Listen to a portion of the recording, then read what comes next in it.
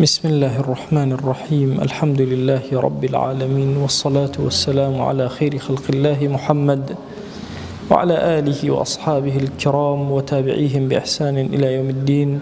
ربنا أرنا الحق حقا وارزقنا اتباعه، وأرنا الباطل باطلا وارزقنا اجتنابه. ربنا آتنا في الدنيا حسنة وفي الآخرة حسنة وقنا عذاب النار.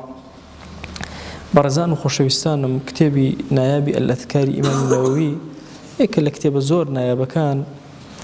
باسي الصلاة والتسبيح من بو أكام كتابة أمرو لباسي ذكر كان أفرمي طبعا زور باسكي زور دول دريش كردوتو لمسائل صلاة والتسبيح من كرتوب اختي مفهومك إمام النووي أجين مخزمة إمام النووي فرمي زور رواية لمبا بس هاتون زورني الرواية كان ضعف لاوازي انتيايا فضلي زور باس كراوة علماء باسيان كردو لما مذهب إمام الشافعي باس كراوة. إمام الشافعي خوي بو خوي، إمام النووي خوي بو خوي فرمايشتكاني بي لاوازن.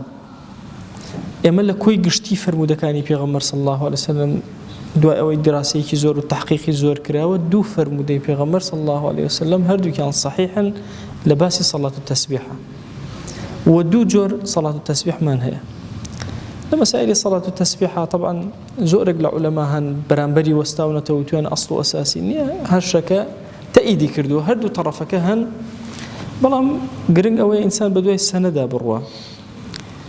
مثلا ابن تيمية كلو زاناني كبيوا بهيش وازي صلاة التسبيح سنة نية،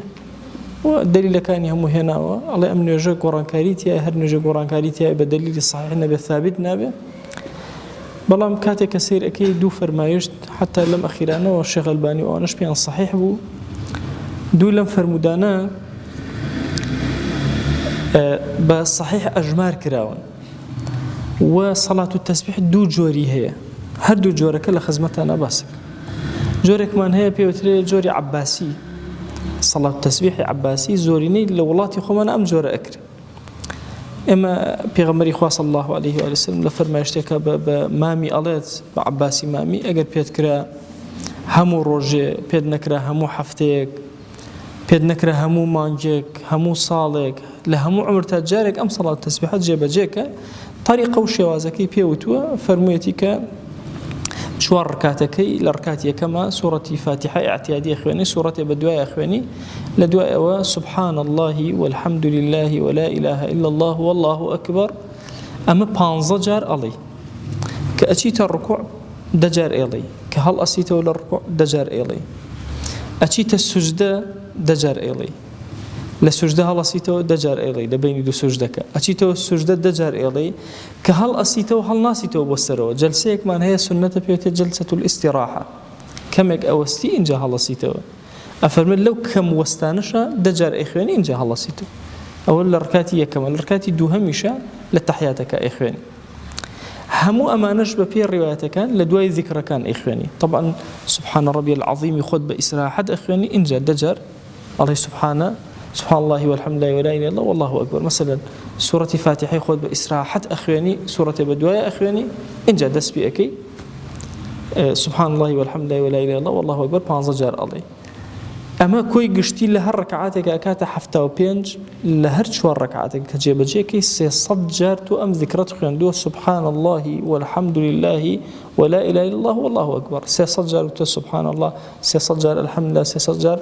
لا إله إلا الله سيصجر الله أكبر. أم طريقة أما لكردستان زوزو كردومانا وكوي قشتيش طبعا چندين صحابة جراوانة حوالي حفظ الصحابة أم حديثان جراوة هل يكبر روايتي خويو روايتي كان زورة يكل الروايات كان صحيحة كالصحيح ترغيب والترهيب البانية ناوتي. طريقي دوهمي كردني بيوتي طريقي مباركي طريقي عبد الله كوري مبارك أو طريقي عباس بو عباس إمام بيغمر صلى الله عليه وآله وسلم رضا ورحمة خوال عباس به.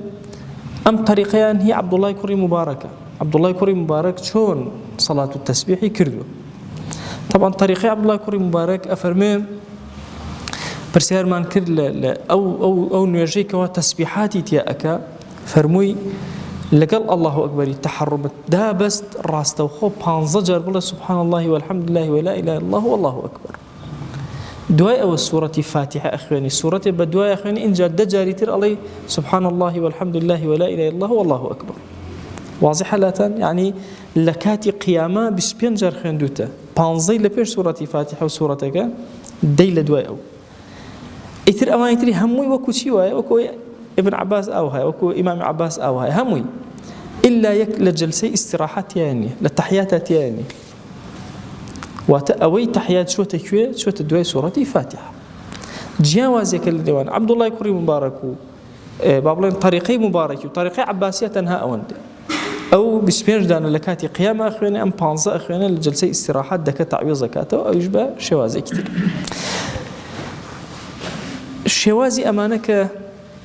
الهندي رواياتها برسيار كرا ولا عبد الله كوري مبارك باش أول لتول النيوجكاية كم جار بشي دس بيكر بس سبحان الله آية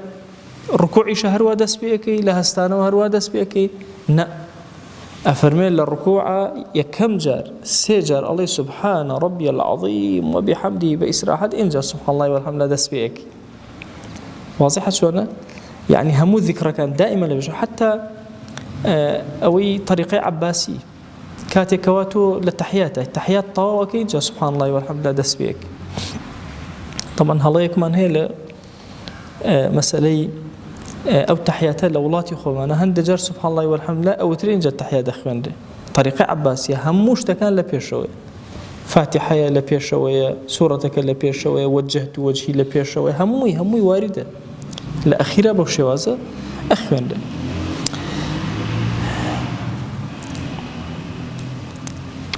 أفرمي زورك لعلماء المذهب خوما مذهب إمام الشافعي إشارة بوكردو فرمي أن السنة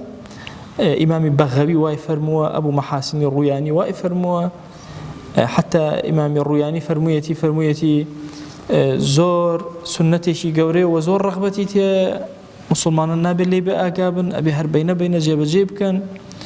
عبد الله كوري مبارك ومجموعة العلماء باسيان كردوا همو أمانين بتفصيل باس كردوا مسألة جيت بيشوا كإمام النووي باسي كردو كوتا مسألة كلا خزمتنا باسي كم لباسي صلاة التسبيح إنسان هند جربهم طريقة بيك هند جاب الطريقة كي تريج بيك هلا برخاتي سنتك وفرماشتك بهردو طريقة كي إنسان لحياتي خويا بيك إن شاء الله أجري خوي لسوي رجل أجر حلا كرت أجر غلط كرت لم ذكرانات شون صلاة التسبيحك بون منا من سورة فاتحة مخيان سورتكم بدوا خيان لبيرم شو بانز جارك بكم شو من ركوع لطريقة عبد الله كوري مباركة لكوا بيرت كوتو أو يتر تعويض كيتو مثلا للركوع بير كوتو ددانا أخواني بسبنج اللي بيرشوا بونمونا يا بانزو اللي بيرشوا بانزا كلنا الركوع تعويض كرو أو كبدواية اللي بيكي لطريقة عباسية دواي سجدي سهو أبي كسر كان بركيتو